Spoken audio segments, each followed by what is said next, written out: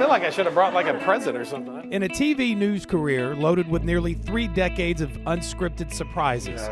Just loves kids and likes to have a good time. Oh, no doubt. This week, I scripted one in honor of a longtime educator Oh, I love her. and friend, Nancy Yoder, Mice and Men's just kind of a fun one to read out loud. along with CE Bird Principal Jerry Badgley and a host of teachers. It was time to make a big deal Nancy! You are crazy! about a very big person in my life. How are you? Oh, that's right. You're quitting. That's how you are. This is what 30 years of teaching looks like, right there. No, this.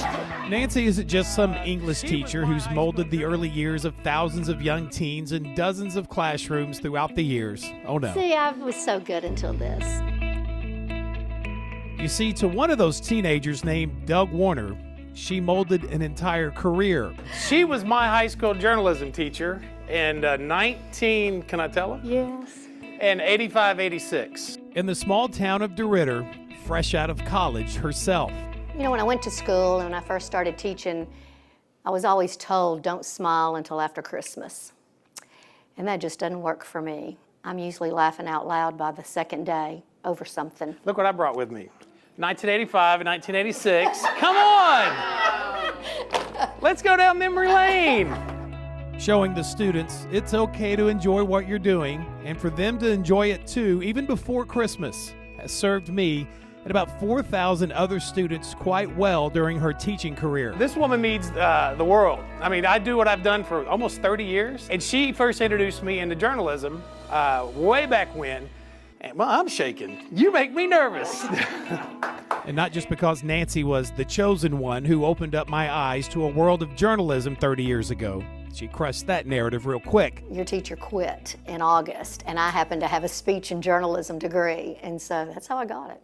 Oh my God. There's Miss Yoder. But in part because our goodbyes in 1986 weren't so permanent after all. Flash forward 17 years and hundreds of miles away later in my career. I get a job interview in Oklahoma City, and I walk into a newsroom in Oklahoma City, and I look and I see this face, and I go, well, that face looks familiar. And I just keep walking into the news director's office for this job interview, nervous as all get out, and I hear, Douglas Warner! Did I do a good job? We were co-workers for about 2 years. I was a reporter and anchor, and Nancy, a news producer.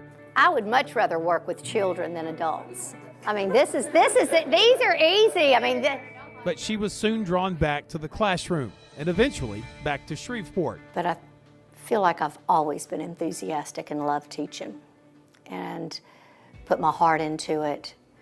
And I love what I do. Who loves this woman? This is why I teach. Look at this. They all raise their hand. And then a handful of years later, and a return to Shreveport myself, proof that human beings do realize life while they're living it. You know, lives overlap, and I always like to think about Thornton Wilder in the play Our Town, and when it says some of our most insignificant moments are really significant, and we don't recognize it until the time has passed. See what all you can become. Nancy and I may not have realized how significant the moment was way back then in the classroom. Lord, where did the time go? But we began to wake up to the idea when we worked together in a TV newsroom. It's a journey, and I think, you know, I've definitely been blessed by you and what your career is, and you do a great job delivering a story. I'm very proud of your Emmys that you've won. To now, where you can't help but just live within those insignificant, significant moments, like running into each other at Bird baseball games. This is my baseball jersey that the baseball team signed for me. Seriously, I hope you all realize how special you are and what a joy it has been for me to be able to teach you. And even as the clock ticks down on what most teenagers You have given me so much more than I will ever give you. would likely feel is just another insignificant moment in their lives. Do we need a group hug? Come on, John. Come on, John. Group hug. Goodbye, you guys. Have a good summer. There's a sure sign that many of these kids will one day understand the significance. And you make me proud that you're going to be a teacher. You were the most kind person ever. Like, you ask me about my family, and like, how I am.